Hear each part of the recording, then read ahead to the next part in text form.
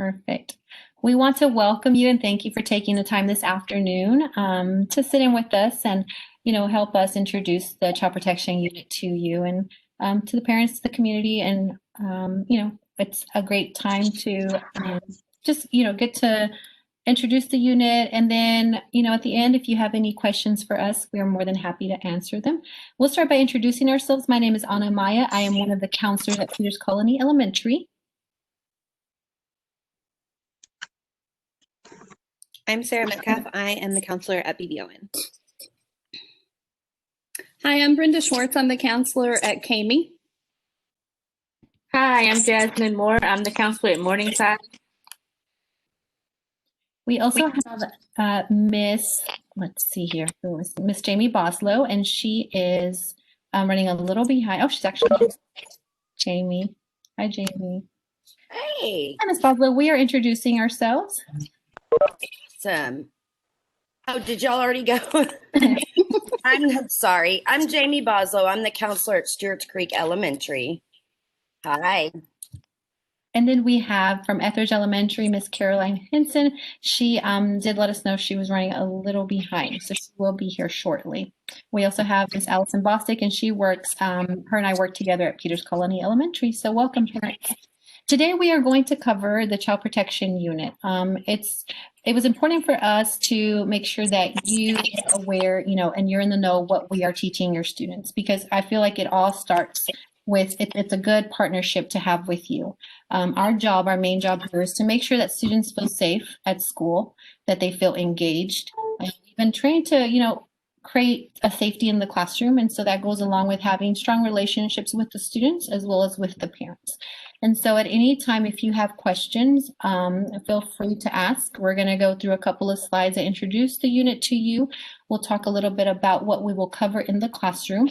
And we'll show a couple of videos. But like I said, if you have any questions, please ask away. Okay, let me go ahead and share my screen with you. And we're gonna get started. Let's see here. Okay. Okay. We're so fortunate to belong to work for a wonderful district that has invested so much time and energy into purchasing the unit. It's a child protection unit, and it's a unit that starts at the kindergarten grade and runs all the way up to 5th grade at the elementary level. As you see here, it's just a picture of what was included, what was purchased. It includes DVDs for us, posters, a lot of visual aids, especially for the littles. Okay, so we're going to talk about in order to create a safe environment. I apologize. We're going to talk about the importance of child protection in schools by listening to Ms. Shakeshaft. Let me let her talk. You need to do a lot of things, and you need to reinforce over and over. People need to internalize the message. They need to get the brand, so to speak. They need to be able to say, at our school, we put children's safety at the top, and these are the things we do.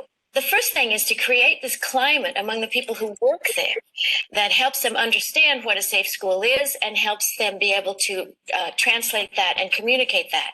That doesn't happen if once a year you say, okay, it's the opening day, let's read the policy book, look, quickly glance down. Okay, next topic. That doesn't do it. A safe school environment has to be sort of built every day. You come on in the morning and you greet kids, you greet teachers, you make an announcement. We are the safe school. This is what we do. We make things safe. I really agree with her, and I think that all of our counselor counterparts will. Like we were talking about, it is our job and due diligence to teach the kids, that this is a safe campus, but also creating, like I said, a safe partnership with you as a parent too. It's super important in our social emotional learning curriculum, and this is also part of that we provide an important foundation because it shows, like she said, that research shows that developing and encouraging specific behaviors and skills will reduce the student's vulnerability in dangerous and abusive situations. Okay, so why do school staff play a key role in child protection? Okay, well, for one, because we see your babies every day. We have been trained to spot changes in behavior. We, take pride in the fact that we know the students pretty well. We have worked really hard to form great relationships with them. And you know, aside from you being the trusted adult at home, we are the trusted adults at school. We've also been trained to spot indicators of maltreatment and, you know, may receiving disclosures. Other ways that schools play a key role in child protection. We establish policies, procedures, and practices that help protect children. We actively work to create an environment that is safe and supportive for all students. We teach students skills that are protective and promote resilience. We engage families and other caregivers in child protection efforts. We have our unit goal. The child protection unit goal is to develop staff, adult caregiver, and student knowledge and skills for protecting students from unsafe and abusive situations in and outside of school. You know, oftentimes kids will come to school and they want to tell us about their weekend. And, you know, we want to make sure that they understand that, you know, we are a listening ear. We are on their side. We are here to, you know, again, help them, whether they, you know, if they ever want to disclose that they were in an unsafe situation or in a situation maybe at school where they felt uncomfortable. LISD Child Protection Unit Goal. At LISD, we are committed to providing students with life skills beyond academics. We take pride in our counseling program. Elementary school counselors are required to present all lessons in this unit to students in grades kinder through 5. After going over everything with you, you do have the option that if you prefer your student not to participate in the lessons, there is a form that we will ask you to complete. There is a Google form this year because everything is virtual. That you will indicate, you know, whether you want your child, you know, not to participate, and that is completely fine. It says we welcome the opportunity to share our support of these lessons with families. Now, if you at any point have any questions, please feel free to contact us. Okay. Here are the goal of the lesson. So we work around the 3 ideas are to recognize, report, and refuse. So we talk about any unsafe or abusive situation. We want to make sure that the students know how to recognize that. And so we're wrapping up our bullying units on most of the campuses here in the colony. And it also teaches the recognize, report, refuse, you know, learning how to recognize if a situation is unsafe for you.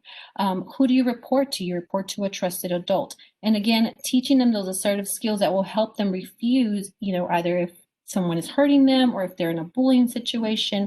In this case, if someone is harming their body. And so we want to make sure that we are providing these skills that they will carry with them throughout life. Children are able to learn self-protection skills through these lessons. The lessons build on the foundation of assertiveness, empathy, emotion management, problem solving, and friendship skills from all of the second step lessons that they learn in the classrooms. So this is kind of like the second layer on that cake. So we are providing in the classrooms through our normal guidance lessons and with our teacher support, of course, you know, teaching them how to be, how to show empathy towards others, how to problem solve. And so what this is doing is it's building on that an extra step by teaching them how to be assertive. So again, these are lifelong skills that will help them, you know, in school, in middle school and high school and beyond.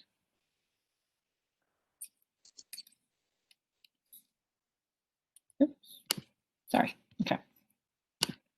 So you may ask, so what kind of topics are going to be discussed in the curriculum? There are a total of 6 lessons for each grade level. And so we will be going into the classrooms, and if you have a student who is in person, we'll be going into the classroom and teaching the lessons to the students. If you have any students who are virtual learners, you will not receive all of the 6 lessons. We will be covering the first 2 lessons. There are 6 lessons at each grade level covering similar topics in developmentally appropriate ways. One of the first lessons here for kinder through 3rd is ways to stay safe. So in the first lesson, we introduce what are called the never, never rules. So we talk about, like, for example, never playing with fire, never crossing the street without a friend. And see, ladies, do you remember? I know I haven't started the lessons, or we haven't. Any of the other never, never rules were maybe not playing with sharp objects, things that may escalate into a dangerous situation. Do you remember any of the others? Never touch a stray dog. That's one. And I think the other one is never go into the water without a buddy or an adult watching. Yes. And it's nice because I think a lot of these topics are things that you have already covered at home. So it's reiterated through us. It's just they understand that it's important not only at home, but it's important at school as well. Lesson number 2, the always ask first rule. I love this rule. It talks about asking an adult first. So before you agree to do something with a friend, like let's say your friend has invited you to go home after school to go, video gaming or whatnot, it's important to always ask an adult first. When an adult is not around, you try to find, you have to wait until, plan ahead, talk to mom before, you make an agreement to go somewhere or do something. Lesson number 3, safe and unsafe touches. Okay, so this is where parents are, most of the time will have questions. Well, what are you covering during this lesson? Well, we talk about, the private body parts.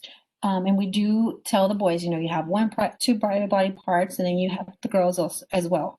So we talk about the importance of, this is why you wear a bathing suit, to cover your special private body parts. And is anyone allowed to touch your private body parts? No, it's my body, it belongs to me, it's my special body. We talk about if you're ever in an uncomfortable situation where someone has touched your private body parts. We talk about that, reporting. Who do we report to? Is this a secret that we should keep to ourselves or something that we need to share with mom and dad? So we do, again, it's all developmentally appropriate. We do cover that in the classroom. And so that is another reason that, we want you to know what is being discussed with your student. Lesson number 4, the touching rule. Lesson number 5, practicing staying safe. And lesson number 6, reviewing all the safety skills. Ladies, would you like to add anything to that? Okay.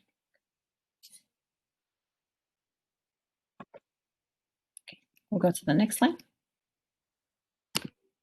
Okay, so now we're looking at 4th and 5th grade. In 4th and 5th grade, we're still covering some of the same similar topics. It's presented a little differently. We have lesson 1, again, keeping yourself safe. Lesson 2, always asking an adult first. Lesson 3, unsafe and unwanted touches. Lesson 4, the private body part rule. Lesson 5, practicing the ways to stay safe. And lesson 6, reviewing the safety skills. I love the videos that Second Step has put together. I would say that all the counselors would agree with that they are developmentally appropriate, and a lot of them are based on the what if could happen. Like, and one of the situations for I don't know if it's the 4th or 5th grade video, they're walking to school. 2 friends are walking to school and they're running late. And so they have the option of cutting through the back alley to get to school because that's faster. But then one friend says, well, maybe it's not such a great idea. Maybe we should ask an adult first. And so it talks about, they obviously move forward with it, and it presents to them like, this is what could happen in this situation, how quickly it could escalate into an unsafe situation. And so that's what we want to try to avoid. We want to try to build those skills at an early age so that they, number 1, can problem solve, learn to be assertive, learn to say no when they're in an unsafe situation. It will help them just make life a little easier.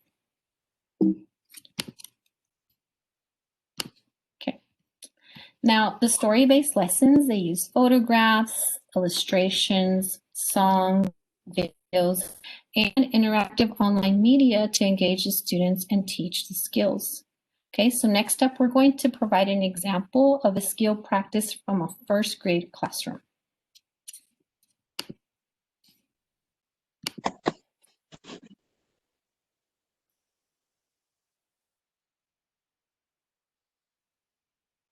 I hope.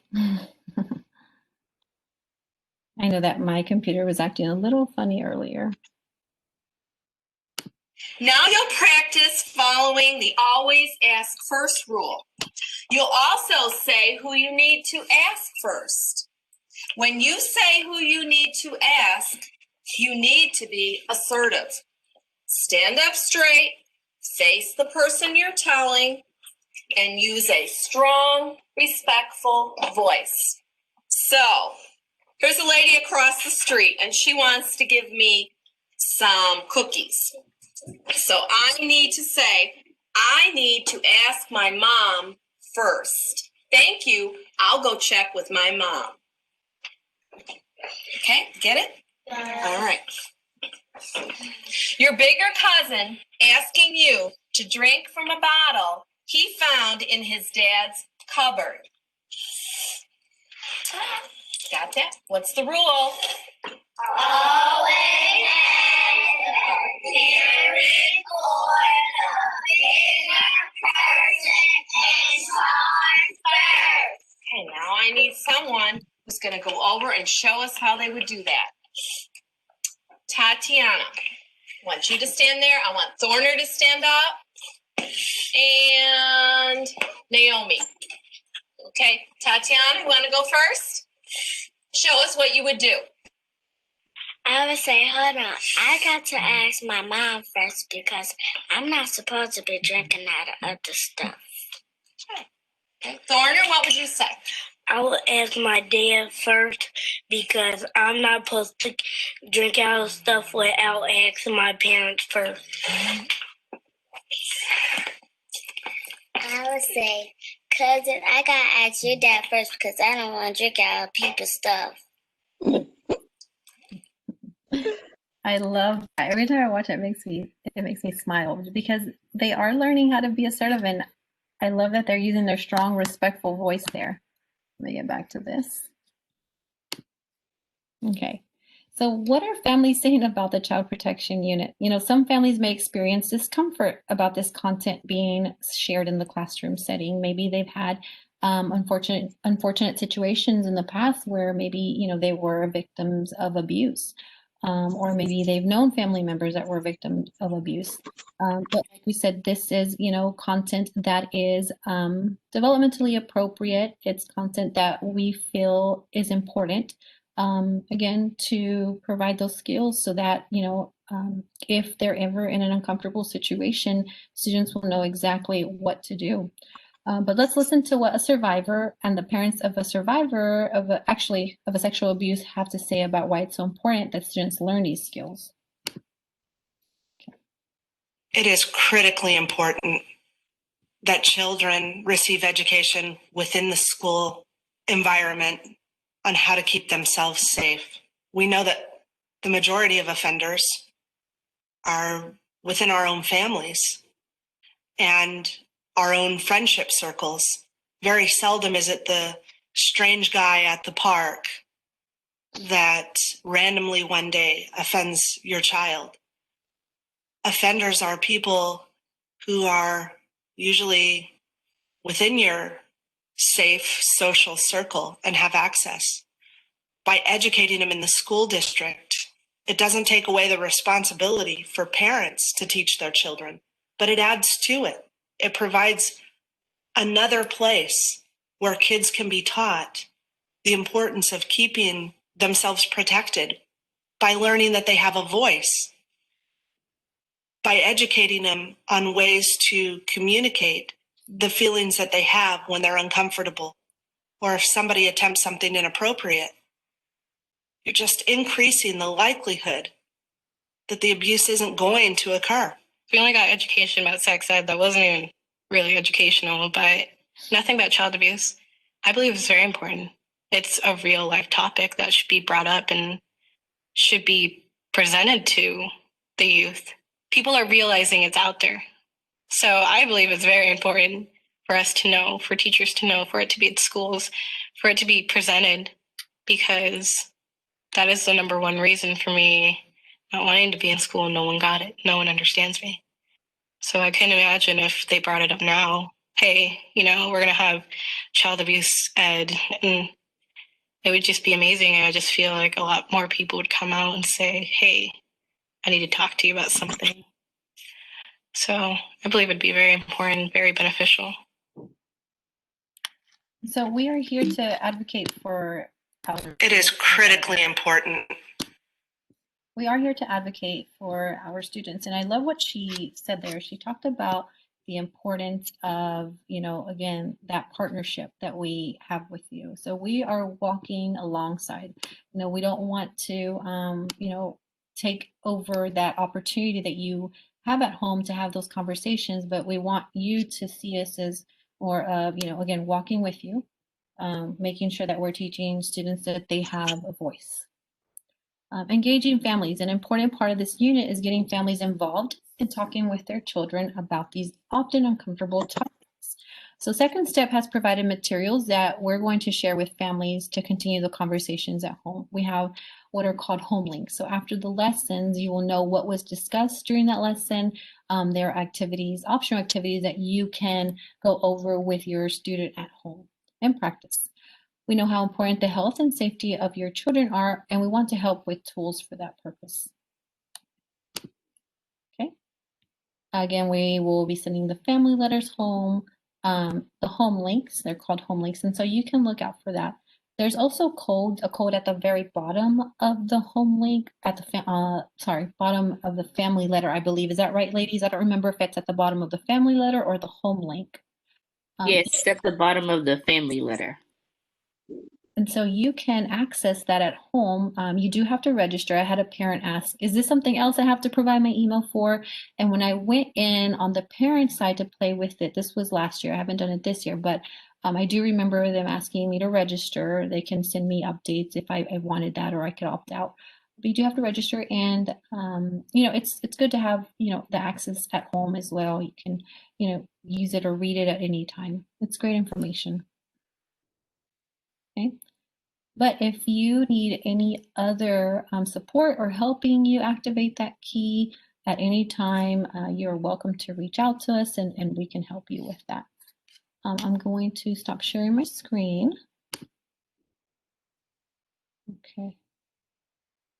So parents, counselors, we'll start with our Colony counselors. Is there anything else that you ladies would like to add? Anything, any kind of comments? What you think about the program?